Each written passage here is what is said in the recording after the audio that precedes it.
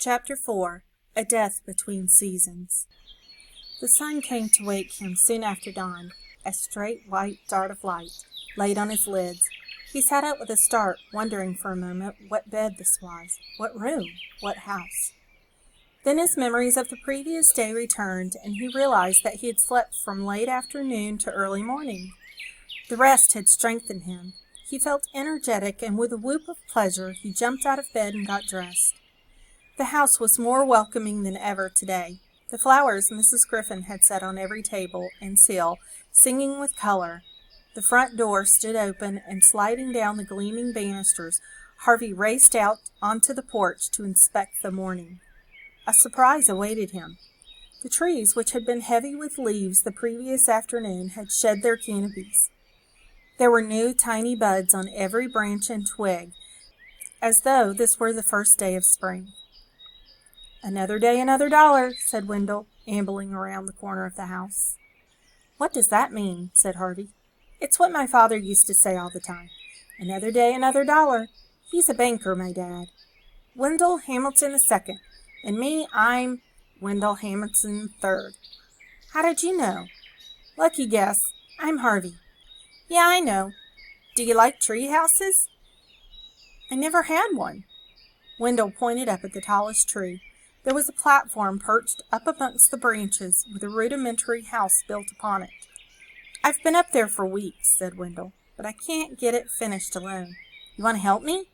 "Sure, but I've got to eat something first." "Go and eat. I'll be around." Harvey headed back inside and found Mrs. Griffin setting out a breakfast fit for a prince. There was milk spilt on the floor, and a cat with a tail hooked like a question mark lapping it up.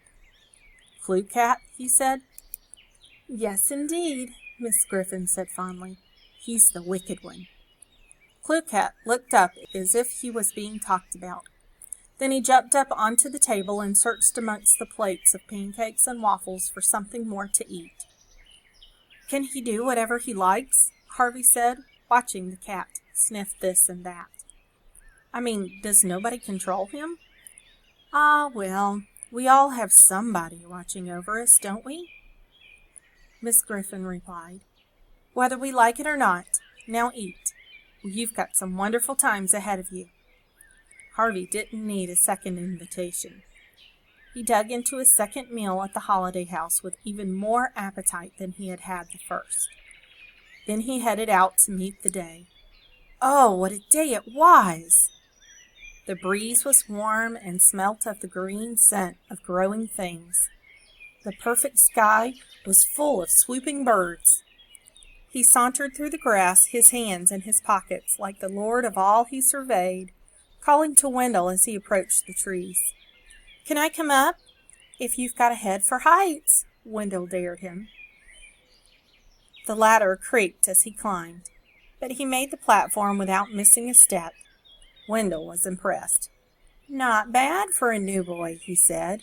"We had 2 kids here couldn't even get halfway up. Where'd they go?" "Back home, I s'pose. Kids come and go, you know." Harvey peered out through the branches, upon which every bud was bursting. "You can't see much, can you?" he said. "I mean, there's no sign of the town at all." "Who cares?" said Wendell. "It's just gray out there anyway." "And it's sunny here," Harvey said, staring down at the wall of misty stones that divided the grounds of the house from the outside world. "How's that possible?" Wendell's answer was the same again. "Who cares?" he said. "I know I don't. Now, are we going to start building or what?" They spent the next 2 hours working on the treehouse, descending a dozen times to dig through the timbers heaped beside the orchard, looking for boards to finish their repairs. By noon, they had not only found enough wood to fix the roof, but they had each found a friend. Harvey liked Wendell's bad jokes, and that "who cares" from which found its way into every other sentence. And Wendell seemed just as happy to have Harvey's company. "You're the first kid who's been real fun," he said. "What about Lulu?" "What about her?" "Isn't she any fun?" "She was okay when I first arrived," Wendell admitted. I mean, she's been here months. So she kind of showed me the place. But she's got weird the last few days. I see her sometimes wandering around like she's sleepwalking, with a blank expression on her face. She's probably going crazy, Harvey said. Her brain's turning to mush. Do you know about that stuff? Wendell wanted to know, his face lighting up with ghoulish delight. Of course I do, Harvey lied. My dad's a surgeon. Wendell was most impressed by this, and for the next few minutes listened in gaping envy as Harvey told him about all the operations he had seen. Skulls sawn open and legs sawn off, feet sewn on where hands used to be, and a man with a boil on his behind that grew into a talking head. You swear? Said Hendel. I swear, said Harvey. That's so cool. All this talk brought on a fierce hunger, and at Wendell's suggestion they climbed down the ladder and wandered into the house to eat. What do you want to do this afternoon? He asked Harvey as they sat down at the table. It's going to be really hot. It always is. Is there anywhere we can swim? Wendell frowned. Well, yes, he said doubtfully. There's a lake round the other side of the house, but you won't much like it. Why not?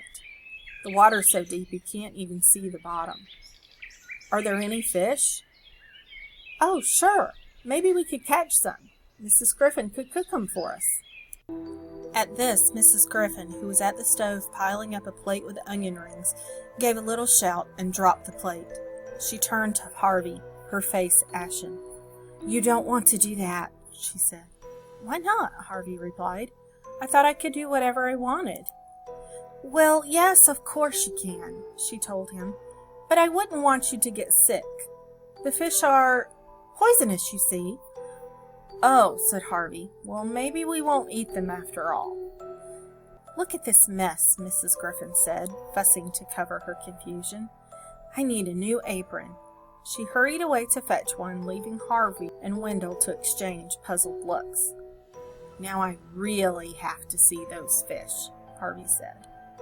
As he spoke, the ever-inquisitive Cluecat jumped up on the counter beside the stove, and before either of the boys could move to stop him, he had his paws up on the lip of one of the pans. Hey, get down, Harvey told him. The cat didn't care to take orders.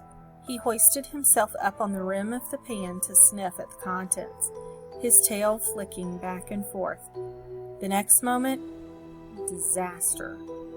The tail danced too close to one of the burners and burst into flames.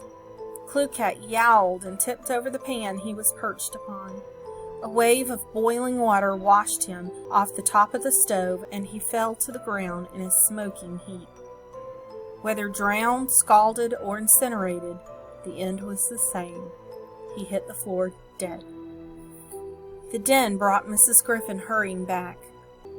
I think I'm going to go and eat outside, Wendell said as the old woman appeared at the door. He snatched up a couple of hot dogs and was gone. Oh, my Lord! Mrs. Griffin cried as she set eyes on the dead cat. Oh, you foolish thing! It was an accident, Harvey said, sickened by what had happened. He was up on the stove.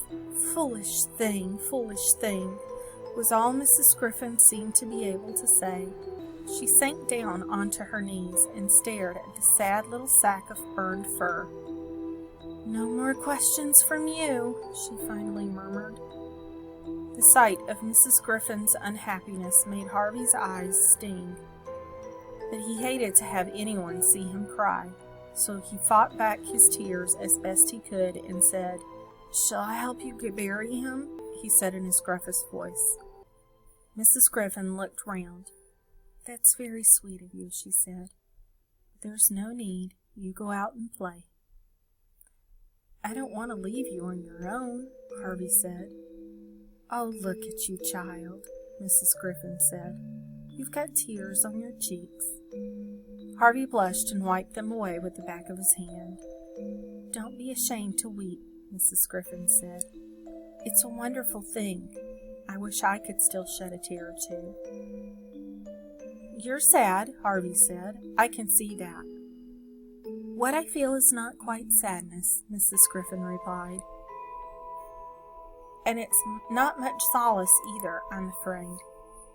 What's solace? Harvey asked. It's something soothing, Mrs. Griffin said, getting to her feet. It's something that heals the pain in your heart. And you don't have any of that? No, I don't, Mrs. Griffin said. She reached out and touched Harvey's cheek. Except maybe in these tears of yours. They comfort me. She sighed as she traced their tracks with her fingers. Your tears are sweet, child, and so are you. Now you go on into the light and enjoy yourself. The sun's on the step, and it won't be here forever, believe me. Are you sure? I'm sure.